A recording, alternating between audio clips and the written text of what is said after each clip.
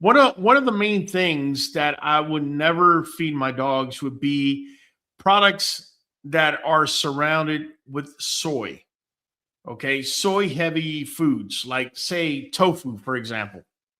I had a guy a while back, I want to say maybe about a year ago, telling me he was adding tofu cubes into his dog's kibble.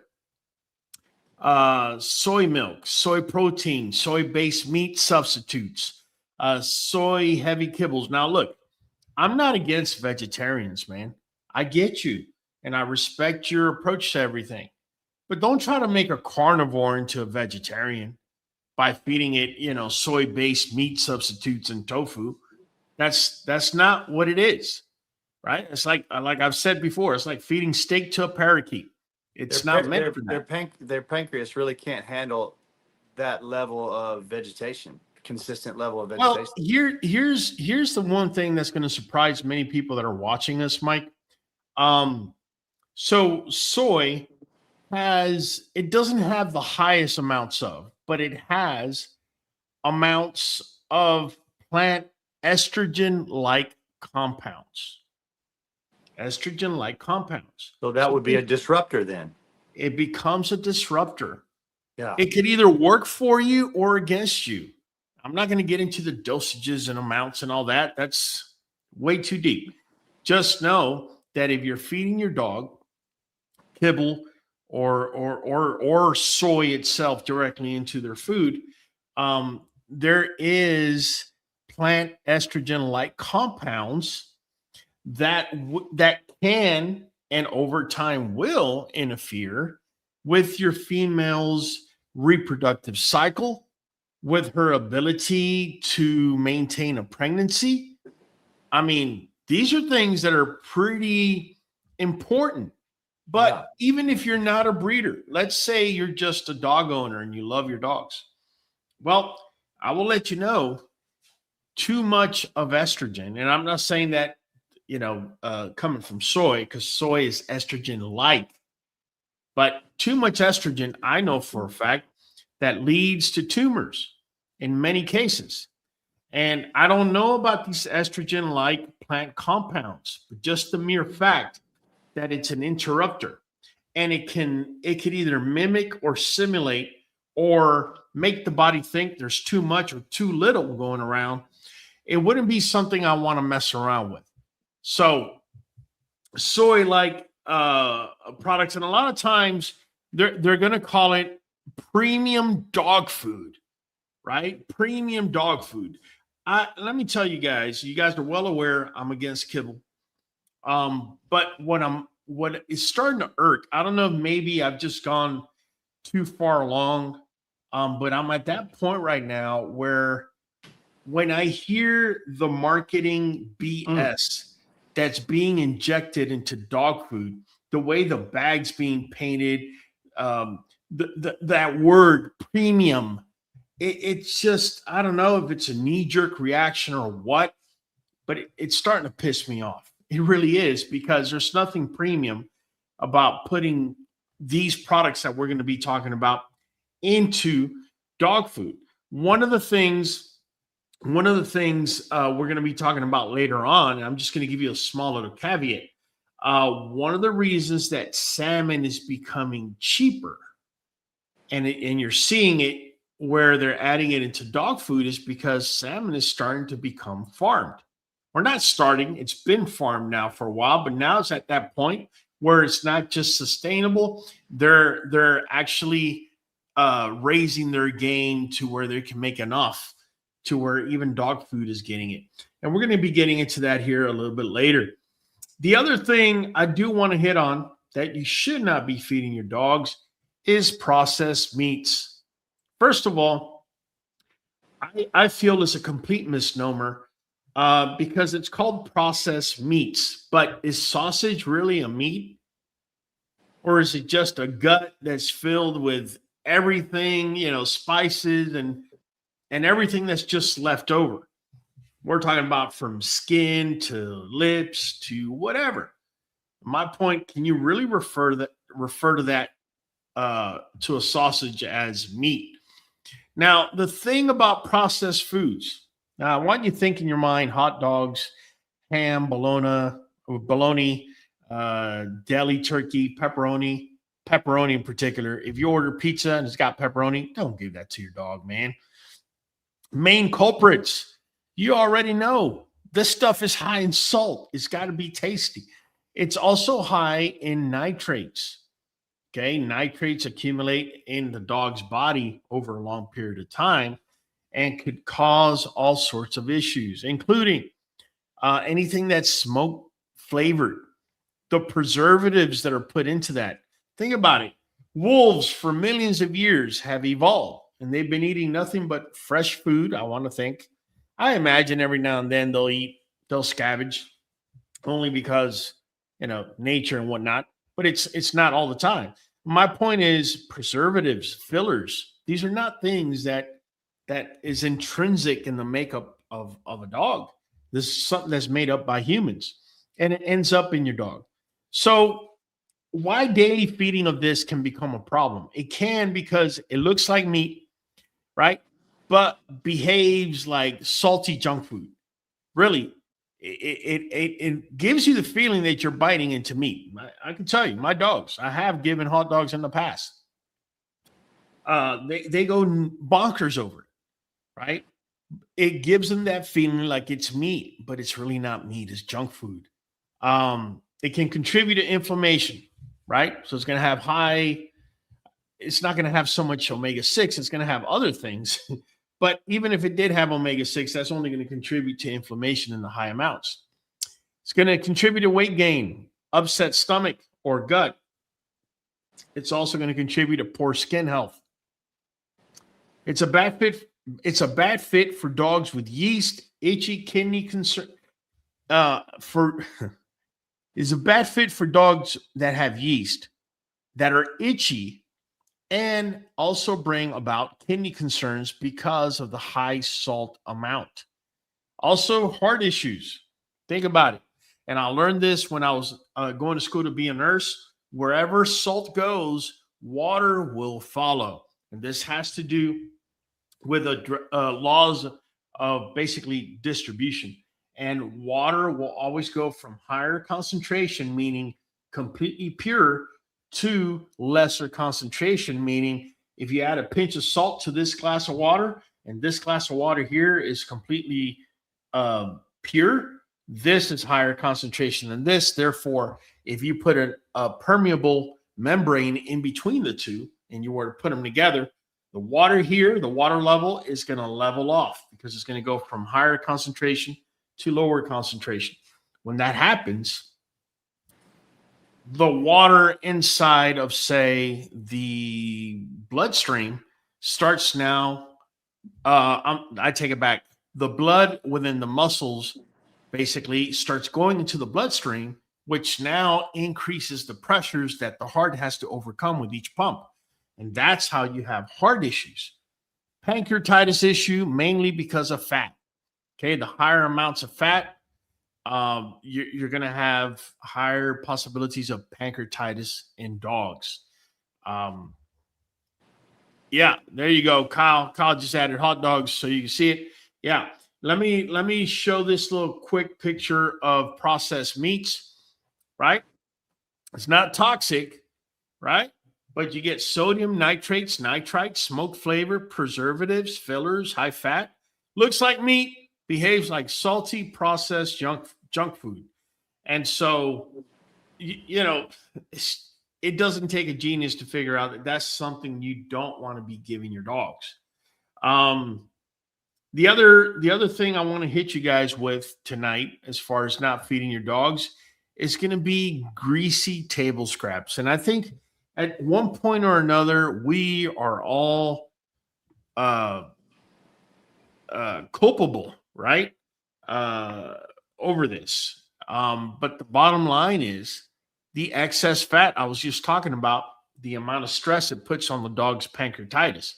I want you to think of things like bacon grease, sausage grease, fried chicken skin in particular, rib fat, burger grease, pork fat. These are all things that in due time are going to pretty much mess your dog up. You're going to have excess fat, so it's going to raise your dog's weight. It's got fried oils, which your dog doesn't get rid of as easy. Rendered grease, salt, which we just spoke about, what it does to the kidneys and the heart. Seasoning residue, it can stress the pancreas, risk of vomiting, diarrhea, gas, weight gain, and pancreatitis. Anytime you have high amounts of fat, you're running a risk of pancreatitis in your dog. Right? It's really that simple. And last and definitely not least, I want to get into one that not everybody talks about, and you're going to find it in premium kibble. And that's none other than peas, lentils, chickpeas. You might even see garbanzos on there. Okay. You have to be very, very careful with these beans. Make no mistake about it. These are fillers. Does that little animal all the way on the right that's got hair all over and looks like a dog and is a dog, does he look more like a carnivore, or does he look more like a little bird that's going to be eating these grains? You need to take this into account, because his makeup was not to be eating lentils and all this. Basically, pea protein, pea starch, lentils, chickpeas, garbanzo beans, pea flour. You're usually going to find these things inside of a bag of kibble. A lot of you have hit me up in the past and you've asked me, because everybody wants a shortcut, man. Have you noticed that, Mike? Everybody wants a shortcut. Yeah. I've had people literally text me on my phone. This is how lazy people can get. Dude, one question, just answer me. What kibble are you feeding your dogs? And so I answered, knowing full well that what I just responded to was a highly complex question that the other person on the other end does not understand the complexity. Right. And if you hold a gun to my head, I'm just going to give you the answer. And then 6 months later, you might turn around and hit me up and ask why your dog has heart murmur. Well, 6 months ago, you didn't ask me what's the best dog food for dogs. You told me point blank, tell me, what are you feeding your dogs? That's all I want to hear. I don't want to hear anything else, any other explanation you've got to say. And that's fine. I guess nowadays, that's the direction we're heading. Nowadays, that's what it's all about.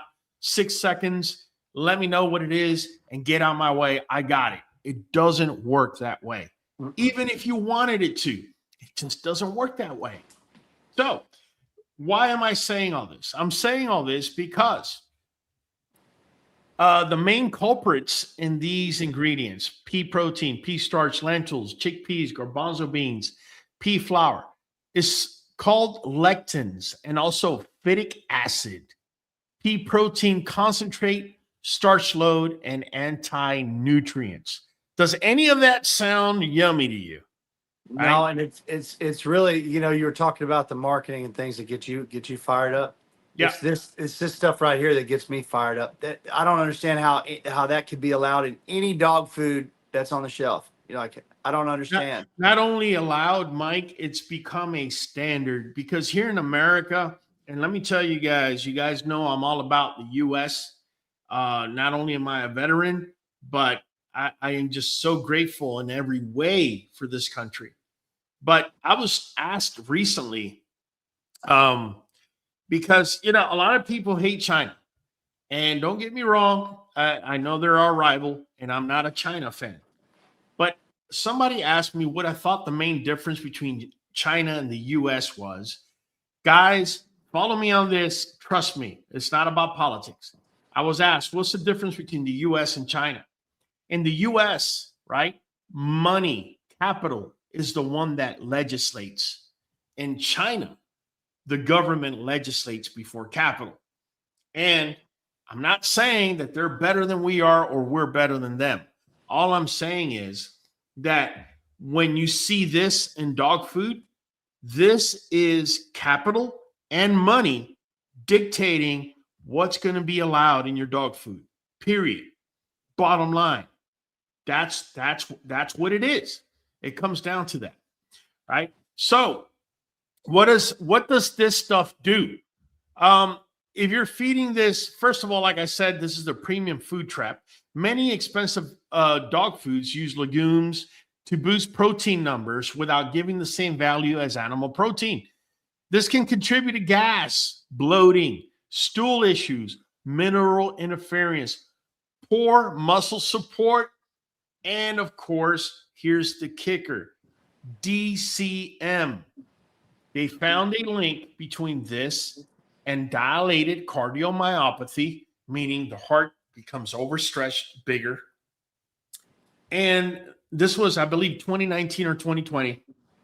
And it was since then that taurine had to be added in order to combat the dilated cardiomyopathy. So bottom line, what I'm saying is I would not feed peas, lentils, or chickpeas to my dogs. Now, to that dude that asked me what's the dog food I use Sam's Club, salmon, and sweet potato. Everybody and their sister has heard me say this for the last year and a half or so. But here's the difference. And this is why you need to sit down and listen before you just ask for the answer and go running, jumping off a cliff. I only feed maybe 10% of my food makeup. 10, 15% max is kibble. It's a filler. I mostly give it to my dogs so they don't lose weight. So there's a big difference between me feeding 10% of this crap along with everything else that's nutritious versus you feeding an entire survival bowl to your dog worth of this crap that they're putting in there. It's two different things. It's why your dog may end up with a heart murmur in 6 months and mine won't. This is why understanding and listening and watching and learning, it's a process. You don't just, go to nursing school, go to the NCLEX, which is what allows you to become a nurse in this country, have a nursing license. And 5 minutes before, just go to ChatGPT and say, give me 5 answers. And that's it about this whole nursing thing. And they just go in there and take the test and you pass. No, it's 3 years. 3 years of learning. 3 years of seeing and connecting dots and putting it together. And then once you put it together, then it's when it becomes easy. Right now, it almost seems like, even full-blown adults are acting like little 6-year-olds. It's funny you say that. I was just sitting here thinking, when people get irritable about not getting the quick answer that they want, it's because it's just like anything else. They already know there's no quick answer. And right. And so they're pissed off already because they know that this is a bigger deal than what they wanted to get into. But it's a big deal nonetheless. Yeah. How do you want me to tell you to not feed that much without you without you wanting to understand everything that's behind everything that I'm doing? Right. I mean, just look, let me give you guys an example. I literally just dropped a video this Saturday, which was, that was yesterday, right? Yeah. We dropped a video Saturday, showing everybody, what it is exactly that we do. Let me just share a little bit so you guys could understand where I'm coming from. Otherwise you're going to be looking at me like, check it out.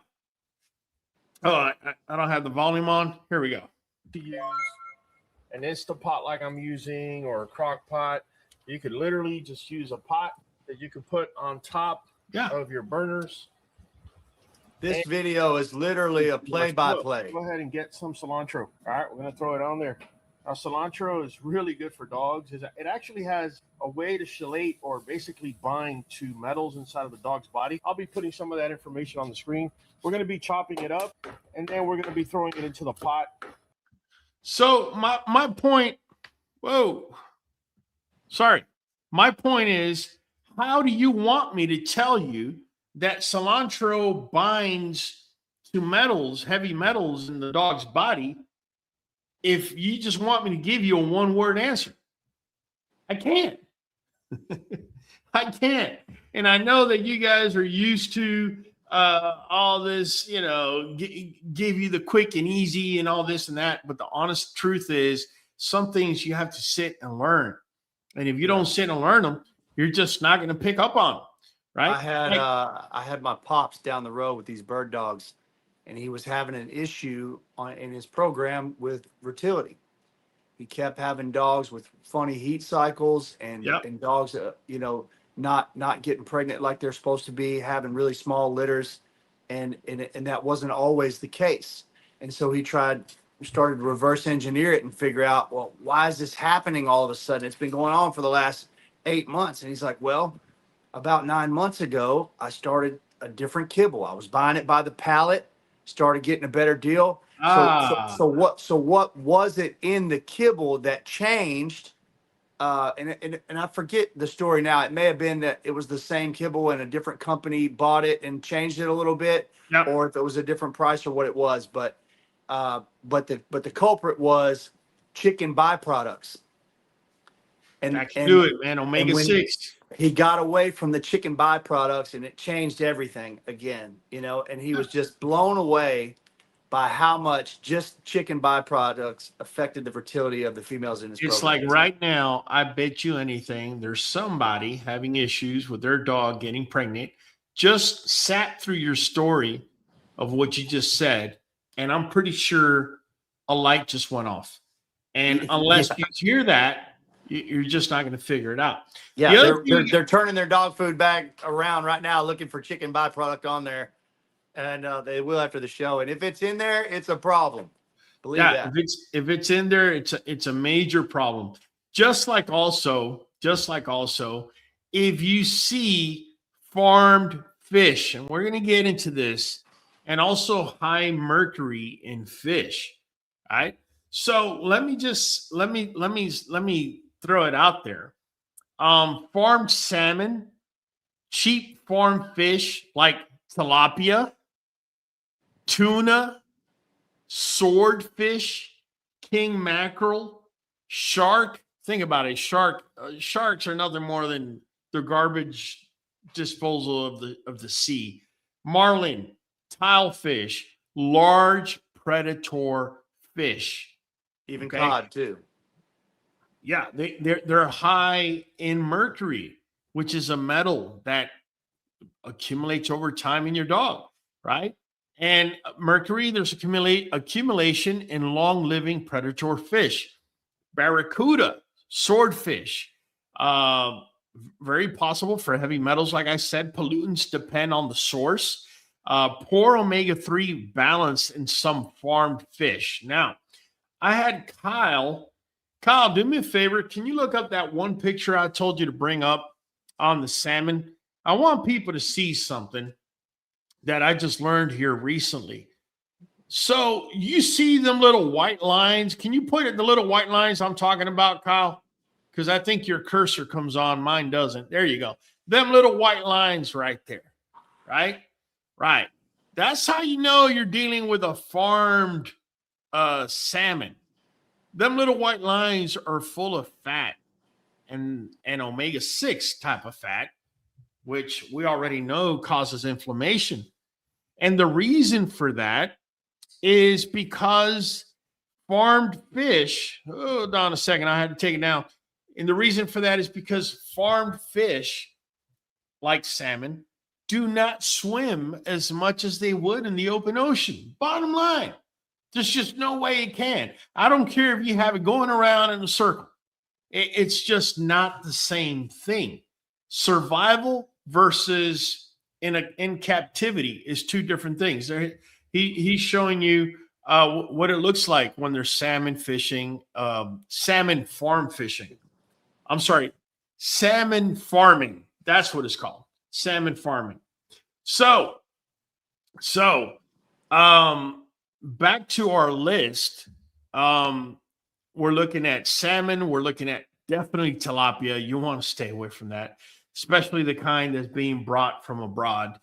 Antibiotic residue concerns depending on the farming practices. My question to you is, right, when you buy salmon at the store, do you cut off a little piece and put it under the microscope to see what's in there? No, nobody does, right? So, do you also know that where you're getting it, that they're not adding antibiotics and all this and that? No, because you're probably going, majority of the people are probably going in for a deal. And then when you want it to have the guarantee of no antibiotics and no this and no that, then they want to charge you an arm and a leg. So it's almost a no-win proposition. So I'm going to tell you guys what you can give your dogs instead, so that you don't deal with all that issue. In processed fish products, by the way, something you don't want to give to your dogs, you're going to have higher sodium, right? Seeds oils and preservatives, sometimes even breading. Why daily feeding of these things can become a problem. Fish can be great, but the wrong fed daily can become a long-term problem. If you have an older dog, do me a favor. Do not feed salmon. I don't care if it's wild caught. Just don't.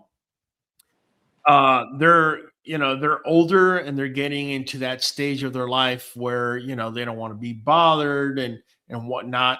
If they happen to eat fish that are high in mercury and it accumulates in their body, you're going to have a harder time telling. Okay. Even though they can develop seizures and things like that, they could also develop other cognitive issues because of it. Large fish that live longer and eat other fish can accumulate more mercury. We spoke on that. Farm fish can vary highly in quality depending on feed, water conditions, and farming standards. So I guess what I'm trying to tell you guys is use your common sense, right? The more the food depends on the economy, the less I want to buy it processed. And I know farm fishing is not processed. And I don't want It makes perfect sense. If everybody wants it, the quality is going to go down and down and down and down and down because they have to produce more and more and more and more of it. Yeah, I don't want to take a shot at farm fishermen at all, but gas prices are going up. You could only imagine if gas prices are going up, there's feed is going up. Now with the war in Iran, a lot of the fertilizers, or a third of the world's fertilizers, getting held up over there. What I'm saying is, let me give you all an example. I buy, and I've already said, Sam's Club salmon and sweet potato, which, by the way, I stopped feeding salmon and sweet potato, I want to say close to a year ago. Not a year ago just yet, but maybe 10 months ago. And I made the switch to salmon, lamb, and rice.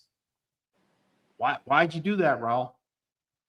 I did that because, believe it or not, the lamb and rice has a better omega-3 ratio than the salmon does. That's when I started realizing, okay, so these guys are playing games. Then, as I got more and more involved into reviewing dog food, I found out through AFCO and the FDA, Food and Drug Administration, that dog food companies or kibble makers can actually change the formula, and a lot of times do, depending on their sourcing. And sometimes there's certain things you could get at a certain time of the year versus others. So what is that saying? I'll tell you what it's saying.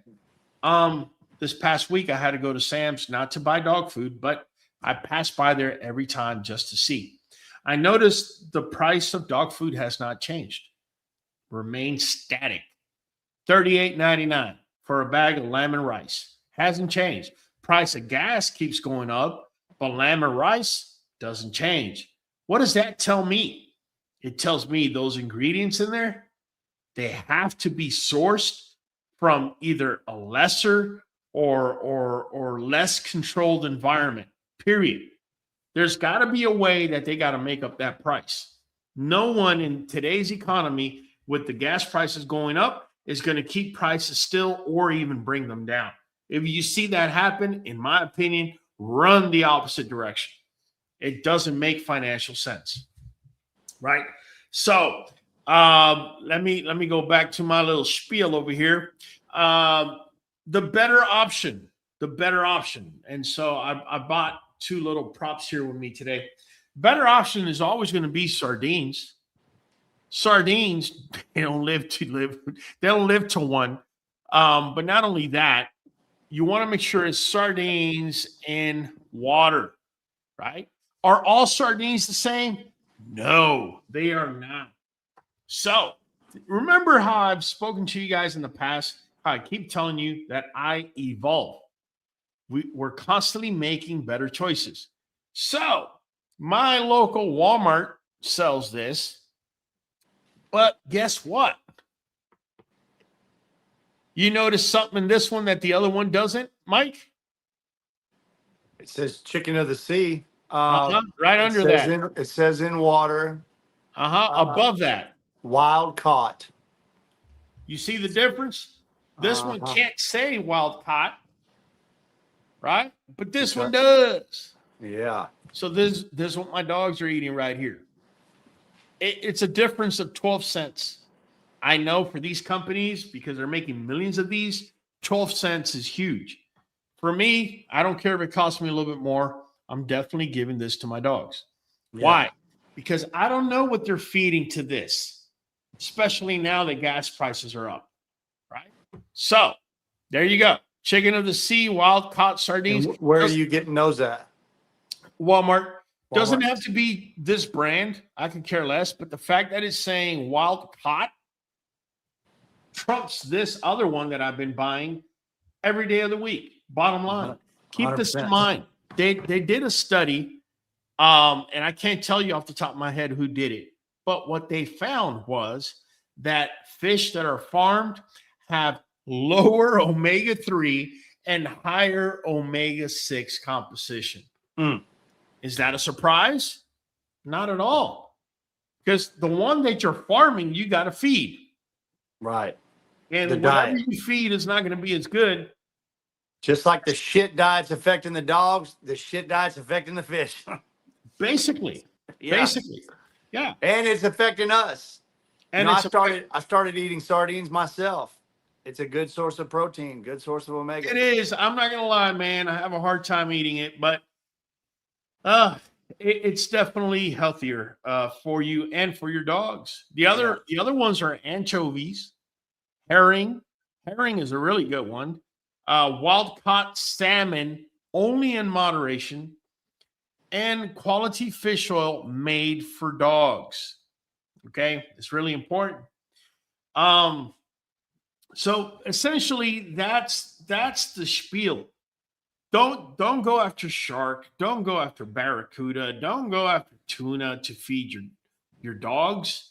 It sounds good in theory, but when you really look to the bottom of it, your dog's taking in something that it can't get rid of in a way of heavy metals. And forget about you getting a high vet bill, which more than likely you will.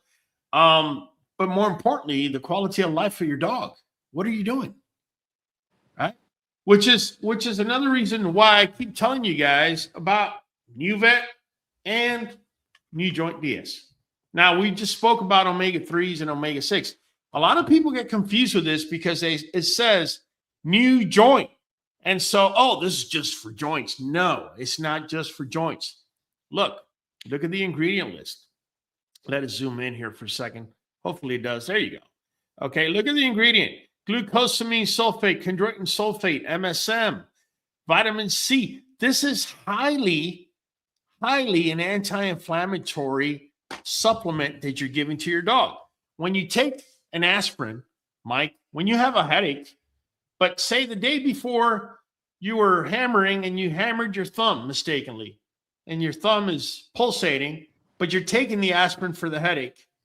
Does the aspirin decide, let's go to the headache and let's forget about the thumb, or does it do both? How do you think it works, Mike? I would say it would do both. It does both. It releases the anti-inflammatory effect goes throughout the whole body. And inflammation is a big thing that we combat with our dogs. It's a huge deal. Yeah. And that's what this does right here. This right here, the anti-inflammatory effect that NuJoint DS has, along with the multivitamin and minerals that have already been broken down for you. By the way, it's cold pressed, never been recalled, and it's 100% bioavailable for your dogs. And that's what really gives the health that you're trying to get to your dog's side. Do me a favor. If you're feeding kibble, please go over to your Walmart, at least buy yourself some chicken of the sea, wild caught sardines. Doesn't even have to be that brand. Make sure it's wild caught. And buy yourself some eggs. What's it called? Cage-free chicken eggs or whatever? Yeah. Get yourself that one, okay? And literally boil yourself an egg. Throw yourself a can of sardine in there every other day, unless you got a really big dog with like 100, 110 pounds, so you can give it daily. And guess what? Just those two things alone, it's going to megally improve your dog's health. If you really, really want your dog to strive, the reason I give NuVet and the reason I give NuJoint DS is because there's something else that I don't feed to my dogs, even though it's non-toxic. You know what that is, Mike? What's that? Liver. Whether chicken or beef, I don't feed liver to my dogs because of antibiotics, growth hormones, steroids. Okay, so Mike had to come off for the growth hormones, steroids, and everything else in between. I make sure that my dogs don't get that. That accumulates in your dog's body over time and could also lead to tumors. If you're interested in getting Nuvet NuJoint DS, this is our code, 513237. You get 13% off with AutoShip. I do recommend the green bottle, which is NuVet, which is a multivitamin and multi-mineral. And over here, NuJoint, it says plus, but it's actually NuJoint DS. So Raul, what does the DS stand for? That's for double strength, because this one is weight-based. Depending on your dog's weight, depends how much you're going to feed. This other one, super cool. If your dog weighs more than 5 pounds, you're going to be given a wafer a day. It comes with a 90 count. Okay, 90 count wafers. If your dog is a Chihuahua and it weighs less than 5 pounds, then guess what? You're going to be giving half a wafer a day, which means this right here will last you 6 months, 180 days. Really that simple. Let me go here, see if we see some questions here. We got Adam saying sardines and Elijah hot sauce. There you go. Well, he's talking about humans eating that, not necessarily for the dogs. Good point about sardines, wild caught. Thank you, Inserata. Yes. Touchangs 5265. All this information can be and should be applied to all protein sources. Even the farm animals are juiced up. This is correct. And this is exactly why I don't feed liver to my dogs. So let me give you a little bit of insight. My girl Azu, she died last year, January, at 9 years old. She was 9 years and a month old. So a year, no, I take that back. 2 years earlier, when she was roughly around 7, I decided to go ahead and spay Azu. This is why a lot of you that talk about spaying and neutering, pay attention. So I went ahead and I spayed Azu. And about a year and a half later, when she's about 8.5 months, I noticed she had a bulge right under her breast. And I already knew that wasn't good. And when I touched it, it was hard. And I was like, I already knew. So I took her to the vet, and we went ahead and we pulled the sample, and immediately, it's malignant. So just to show you how vets operate and how taking advantage of you when you don't know, because as much as I want to know, I don't know everything. So this vet, she talked me into operating Azu, which I was going to operate one time. I told her, I said, I'm okay with operating one time. If that doesn't work, then we're just going to let everything play out. Long story short, she operated Azu and she left a hole and the hole was dripping. I was not aware of this. Okay, that this particular operation, they purposefully leave that hole there so that everything can drain. That doesn't mean the tumor is going to go away. It just means it needs a drainage. Had I known that from the beginning, I would have never operated Ozzy. So after, let me bring Money Mike back. So after we got the results back, it turns out she told me that, you know, obviously the type of tumor that it was. I did my research immediately. There's a link with females being spayed and that particular tumor, right? So I had my girl Aruba, which is this girl right here, next lined up to be operated. And we put the brakes on that. And going forward, I can tell you, we will not be spaying any more of our females. And of course, we don't neuter our males. We'll have to deal with everything as is. I'm going to leave my dogs intact. Because my girl Azu, who knows? She probably could have lived another year. And at the end of the day, for what? I spayed her for what? It meant nothing at that point. So you got to be very careful as to what you do with dogs, especially hormonally. This is why I told you guys from the very get on the soy products. They do have estrogen-like compounds, and I guess the body reacts to them as if they are mimicking. And if you have a female that's coming in heat and she comes out of heat or she gives you a split heat, the two places you want to look at is going to be your omega-6 to omega-3 ratio, your inflammation to anti-inflammatory effect, right? And that's why that's where Nuvet NuJoint comes in, because when you miss the breeding and then you're kicking yourself in the head over something that costs you maybe $1 a day. And the second thing you want to look at is going to be, do you have soy on board or anything that can mimic either progesterone or any other hormone that has to do with reproduction, estrogen in this case, in the female's body. So that's what I got for y'all tonight, man. I'm trying to see if we have any more questions. Definitely. Oh, yeah, we do. Fredia is saying, I know a lot of folks that feed kibble to their dogs and having skin issues, feeding the same food for years and now have these problems. The kibble recipes have changed. Yes and no. So I'm fair. And Miss Fredia. Here's the deal.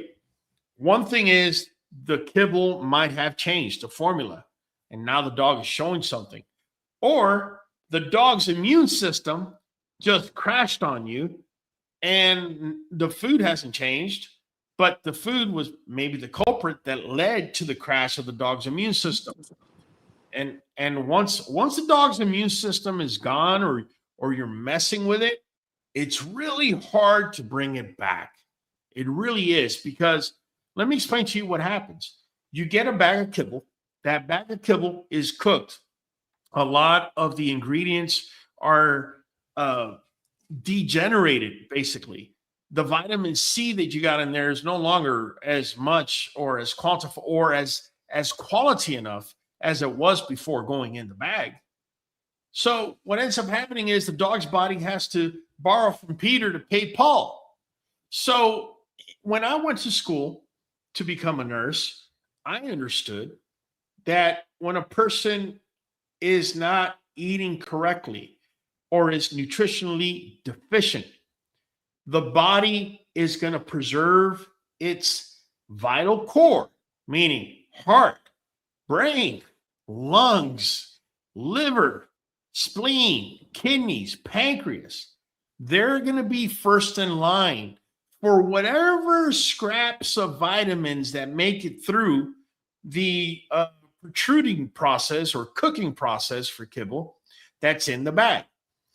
If there's not enough to go around, that's when you start seeing dogs' paws open up and they start getting all wonky and getting these orthopedic issues. It's malnutrition. It's what it is. Yeah, you're getting enough calories. Do you not think that peas is going to give you enough calories? Potatoes are going to give you enough Of course they are. They're going to give you enough What they're not giving you is the stuff that you need, which is the main reason why The nutrition. Yeah, there's the main reason why I continually loop back to Nuvet NuJoint DS, because they fill in the gaps that kibble leaves behind.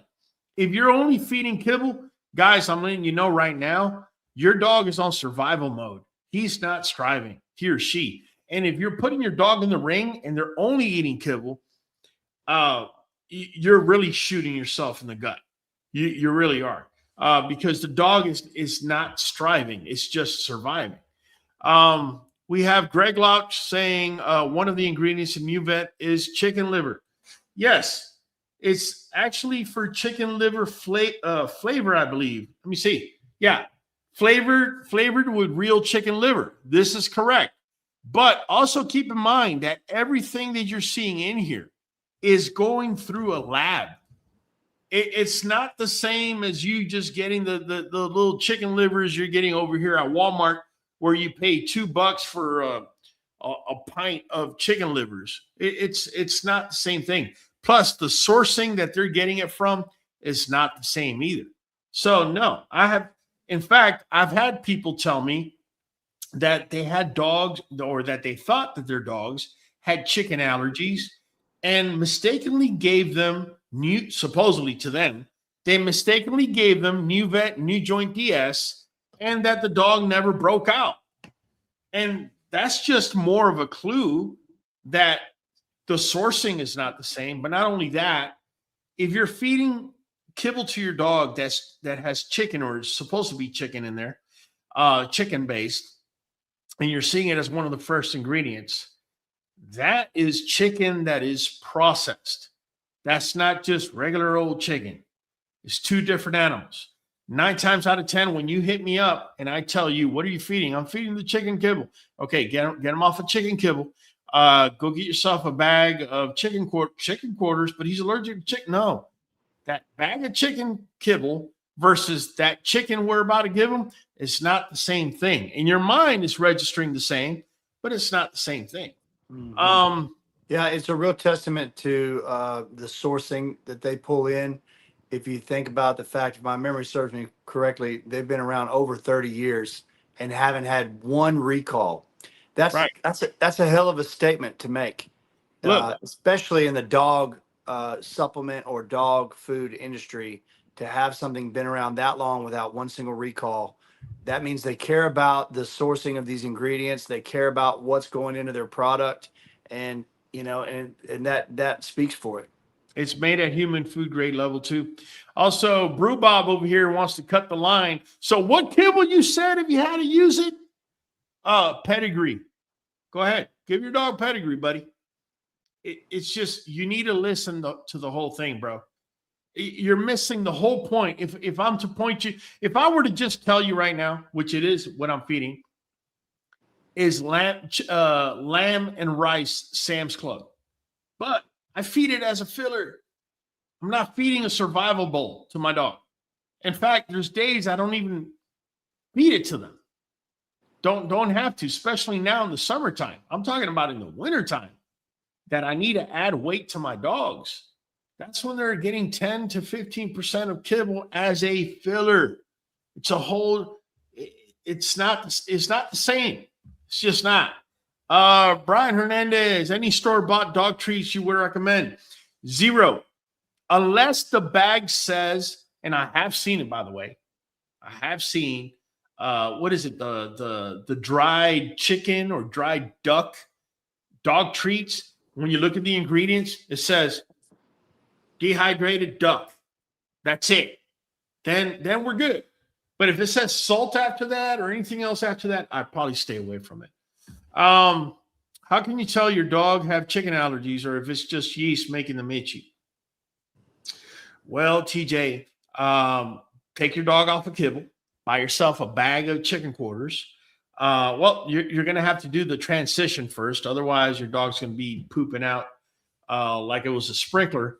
So you want to transition, take out 10% kibble, add 10% raw, then 20, and so on and so forth until you transition fully.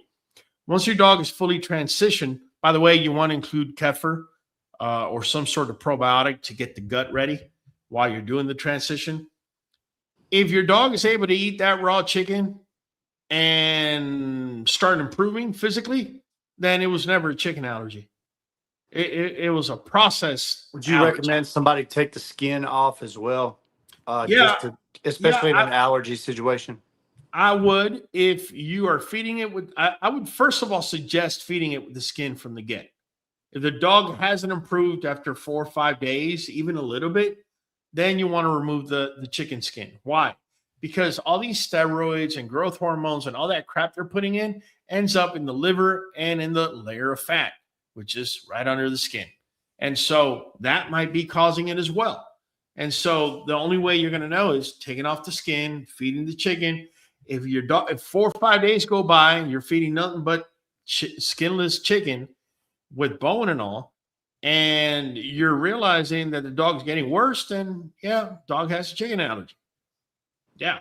But do you want to base yourself on a chicken allergy based on kibble that includes pea flour, legumes, what was it? Chicken byproducts.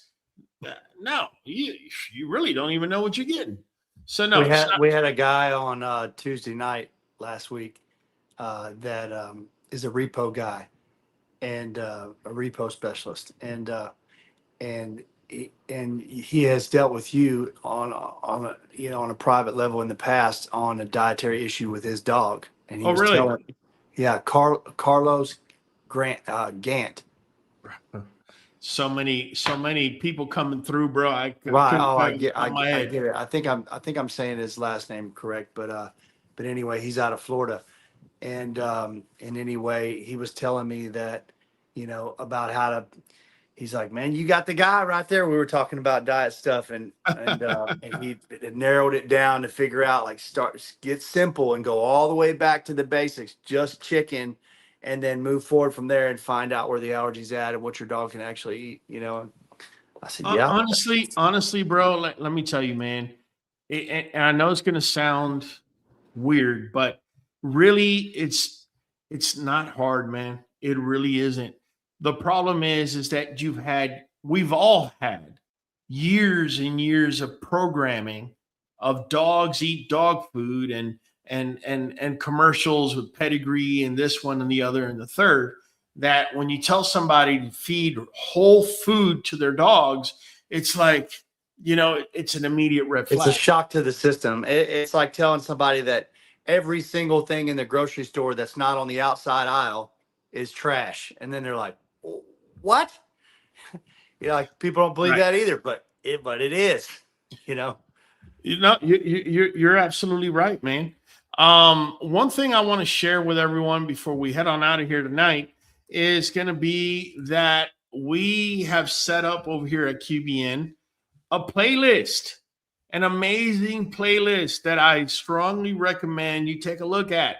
A lot of the stuff that we talk, not a lot, everything we talk about is in this playlist, and I want to share it with you. I just want you to see for a minute how it answers the great majority of y'all's questions. Are you going to show them how to get to it on the? Yeah, man. Look, over here to the left over here, your dog's yeast infection doesn't start in the skin. Okay. If you got a dog that's licking paws, here you have it. Over here, I show you how to reset your dog's yeast in 21 days. Then I show you a 3 easy step and cheap meal process to fight yeast on a daily. All right. Then we show you how to starve yeast in 3 weeks. If that's not enough, if say you got to feed kibble because, hey, you just got to feed kibble, we're going to tell you which kibbles we'll consider for you to feed and what you must add to it to make it better. But it doesn't stop there. I talked to you about baking soda bath. Talk to you about, there you go, ear infections. We talked to you about your dog food has these ingredients in it. Which are the ones you want to stay away from? We even talk about apple cider vinegar. Look at a young Congo up in there getting a apple cider vinegar bath. make sure, guys, you're tuning in and you're watching that, because it's going to answer so much more than I'm able to give you within an hour on this live. Real quick. Yeah. How do they get to that, Raul? The way you get to it. Oh, let me go ahead and bring it up, because it says playlist as one of the options in the row of options there. What do you say? Let me go ahead and let me go to YouTube and then show you guys step by step how to get there. It's really, really, really simple. So let me go ahead and bring it up. There you go. So you're over here on YouTube, right? You're going to type QBN kennel. You're going to click on that, and you're going to click on our little logo over here. And then check it out, man. You got yourself a full channel, right? Not just a full channel, but also you see this magnifying glass right here, Money Mike? Yep. So say, I don't know, say you had an ear infection and you wanted information on that. All you got to do is type ear infection, hit enter, and boom, there it goes. It's going to bring up everything I'm talking about that's got to do with ears. La-di-da-di, everybody. It's breaking it all down for you. And any other word that you type in there that has to do with dogs. Paw leaking, for example. Paw leaking. Here we go. Paw leaking. There you go. You click on that, and look. If you don't want to sit through a whole video, you have shorts. But I'm letting you know what I'm throwing in the video. You're not going to find in shorts, obviously.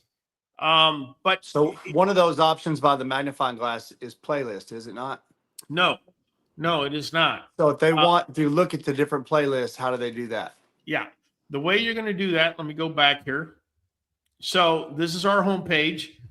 And when you scroll up, you're going to see, and it's the first playlist on there, Complete QBN Protocol, Dog Yeast and Skin. Okay. Go to town. If you're having yeast issues, stop wasting time, because if you're wasting time, you're going to end up wasting money. You need to go and watch the Complete QBN Protocol, Dog Yeast and Skin playlist. Otherwise, you're going to be swimming in the open ocean with sharks. And they're usually, I don't know, they're dressed in whites, and they love dogs and cats to come in through the door. Let me put it that way. Pretty Strivia says, it amazes me how much I have learned from you guys over these years. I've learned you have to know your dogs and what works for your own yard. Research everything. Absolutely. Shade Tree, following QBN PC has my dogs living the best quality of life possible. Thank you, guys. Thank you, Miss Shay. Like always, let me bring my dude from the back. There you go. Well, hold on a second. Boom. There we go. What's going on, Hollywood? 55 months. I just seen my member badge. Look at that, man. We got to do something for you. Hey, before we get off tonight, man, I got to look at what is – hold on. We have a question here. Brian Hernandez, any recommendations, and tips or pointers on going from kibble to full raw diet? That's what I had it. That's what I was answering. Transition easier on a dog. I kind of spoke on that. I have a video on that, completely on that. Please go type search here. Let's do it. Let's do it together. Let's do it together, Brian, because I know, Brian, when I tell you, you're going to say, well, but I don't know. But no, we're going to do it together, right? So we're gonna put here feeding raw. We're going to just put feeding raw. Let's see what happens. Feeding raw, feeding raw, feeding raw. Starting your dog on raw. What do you know? Starting your dog on raw. Kibble companies don't want you to see this. Raw versus kibble. Top 5 foods that skyrocket your dog's health. XL Bully. You want to add muscle? There it is. I mean, I can only lead you to water. I can't make you drink, fam. It's all right there in front of you. That's all I can tell you. Over 500 videos of all the topics that are relative to being a dog owner, are there. There's a college education in dogs there, as Kyle says. That's what Kyle says to the vets. I have a dog nutrition education. But listen, Adam Field says, I think anchovies are high in sodium. I don't recommend. Okay, if they're high in sodium, then don't give. But they're not high in mercury. So we'll leave it at that. Kyle, you want to start us up, man? It's your boy Hollywood Holland, your boy in the back of the queue, catching you on the next one. Michael Higanson. Creekbank Kennel, Money Mike, your co-host with the most. Really enjoyed it tonight, man. We'll be catching y'all on the next one. Hey, guys, listen, we do this every Sunday now at 8 p.m. CST. If you guys felt like we hit a topic that really, really helped you out, go ahead and drop us a comment below.